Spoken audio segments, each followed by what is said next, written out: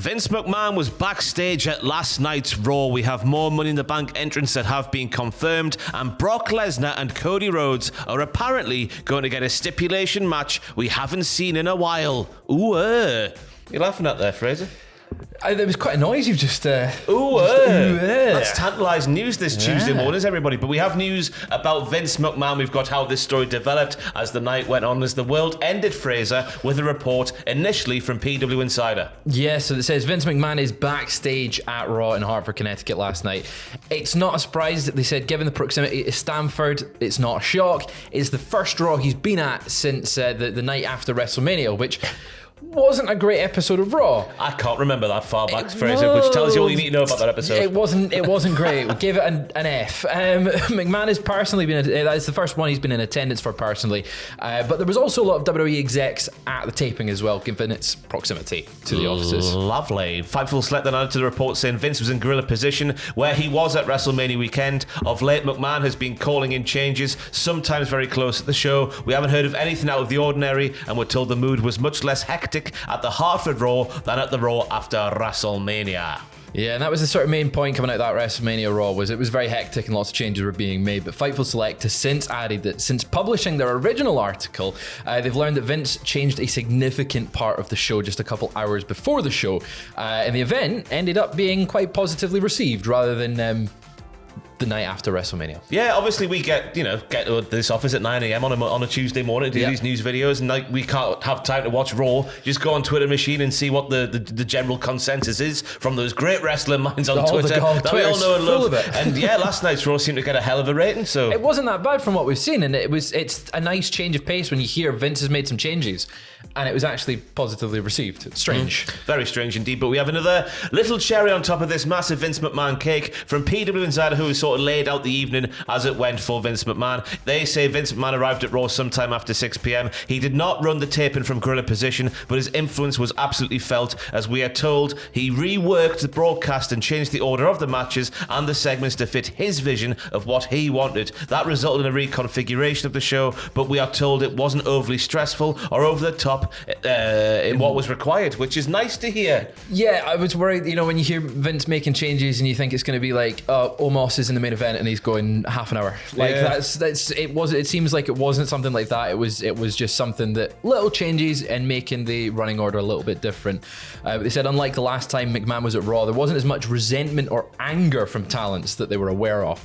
In speaking to one talent, PW Insider said they were told a major difference is the Band-Aid has already been ripped off in regards to McMahon being back in charge, and as the report they said is back on the throne, which I think is a good wording of it. Yeah, many of the backstage segments, as PW Insider continuing there, were presented as if they were live with the talents, then walking out to the ring were actually shot about 20 to 40 minutes before they aired. The magic of television, eh? Right. Some of the segments were taped a little later than usual due to reworking of the show. And we all know, Vince, we all have our feelings on that. He shouldn't be there at all, should he, after what's gone on? But if he is going to be there, there's nothing we could do about it. It's nice to see that's the sort of...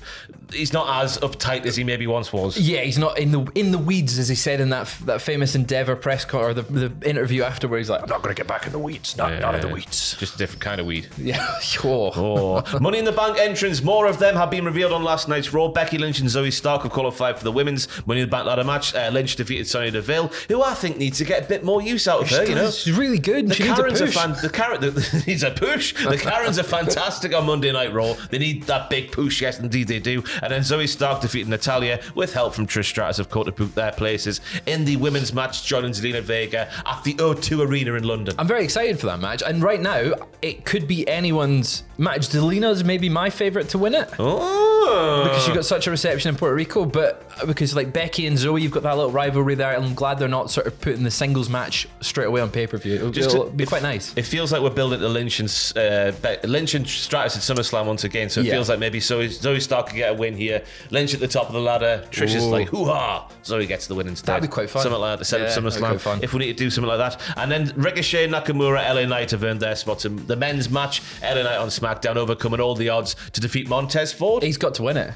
Like, There's no other pick. But if he doesn't win it, he's got to pay somebody off to have their briefcase. That'd be quite fun. Yeah. Now to earth-shattering news involving Brandy Rhodes. Last night on Raw, there was a little segment between Cody Rhodes, Dominic Mysterio, Miz TV. All that was going down.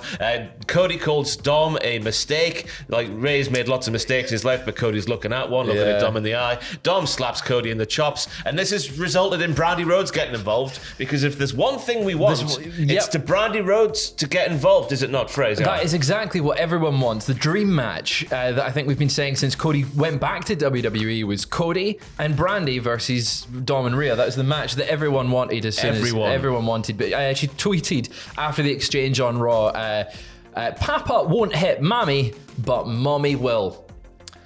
So what's the difference between Mommy and Mammy there? Does anybody even care? Let the internet tell us, Ross. But this is just Brandy Rhodes getting, involved on Twitter like she sometimes does. Woman wants a job. Yeah, she wants a job, and I'm surprised actually that she's not back in WWE alongside Cody, because he's had such it's the AEW presentation of him, and she was a big part of that. And it's a bit strange that we've still not seen her even make a little appearance. Because all of her bits in AEW were bad, weren't they? That's true, yeah. They've got everything else is great. The promos with Jade and whatnot, I don't think it was looked back upon fondly, was it? Wasn't good, no. If we do have a match there, it's got to be a case of like Rhea Ripley versus Natalya, where Rhea Ripley just rips through her in 30 seconds and that's the end of the match. We can't have Brandy Rhodes laying the smackdown on Rhea Ripley. No, there's a big power gap in between them. Surely. Yeah. Anyway, in-ring debut is going to happen very soon, Fraser. Who's it going to be? It's looking like Maxine Dupree is going to wrestle her first match. She's going to be getting trained by Chad Gable, who's probably one of the best teachers for this. And former Olympian. Exactly. So there's no one better for this. Maxine Dupree wrestling with Valhalla, supposedly, in a future match. Now, it's going to be an interesting one, because obviously Maxine Dupree's been running away from Valhalla. Valerie Haller. Valerie Haller, as I like to call her, yeah. So it's going to be interesting to see if she can get the Kavorka from Chad Gable to take Valerie Haller down. Imagine she's like really good chain wrestler and just shoots German suplexes for days. Could you imagine Maxine Dupree? Anyway, we get on to our final news story now, which is potentially earth-shattering once more for both Cody Rhodes and Brock Lesnar. Dave Meltzer noting that Cody Rhodes versus Brock Lesnar 3 will take place at this year's SummerSlam. PW Insider adding to this story once again, saying that Brock Lesnar is scheduled to be on 3 episodes of Raw in the build-up to SummerSlam on July the 3rd in Baltimore, on July the 17th in Atlanta, and July the 31st in Houston, Texas. And then Brian Alvarez has got the real juice to this story. There's going to be a stipulation that we haven't seen in a while. That could be a lot of things, but he said, I've been told that it's going to be something. Alvarez said about the match, it's not just going to be a straight match. They've got some sort of stip that allegedly we've not seen in a while, and that means not Hell in a Cell. So I wonder what stip they might be coming up with for this third match between the two. And he then joked, I hope it's not Ring of Fire, and I really hope it's not an Inferno match that they've got as well. I don't know if it fits Cody versus Brock, does it? But I'll tell you what does. Bunkhouse Stampede. Get your lorries out, get your hay bales out, get your drones out, which will add to the presentation here in 2023. Brock can bring back the tractor. In the early 90s. Yes, exactly. Maybe he can drive it. It writes itself. It writes itself. I'm excited to see what they do for a third match, though. If it's not Hell in a Cell, and that seems to be the sort of feud-ending stipulation, Dog Collar was the one that jumped to my mind, but that looks like it's been, debunked, and there's not really one that jumps out, so it's got to be something they've got to really, pull out the bag. And it's going to be interesting to see if it is going to be something like what was in WCW in the early 90s, like, your big lorry with your hay bales, get that on the road, get your drones in the sky. Cody Rhodes has got stroke backstage. It's a really long ramp for SummerSlam, and that's how long it takes for the match. Get it on there. There you go. So let us know what you think this long forgotten stipulation could be for Brock Lesnar versus Cody Rhodes at SummerSlam. I've been Ross, joined by Frazier, and we'll see you later on today for news video 2. I know you said trois there. Trois. But that's 3. And we're not doing 3 today. We're just doing deux. Deux. Un deux. Deux.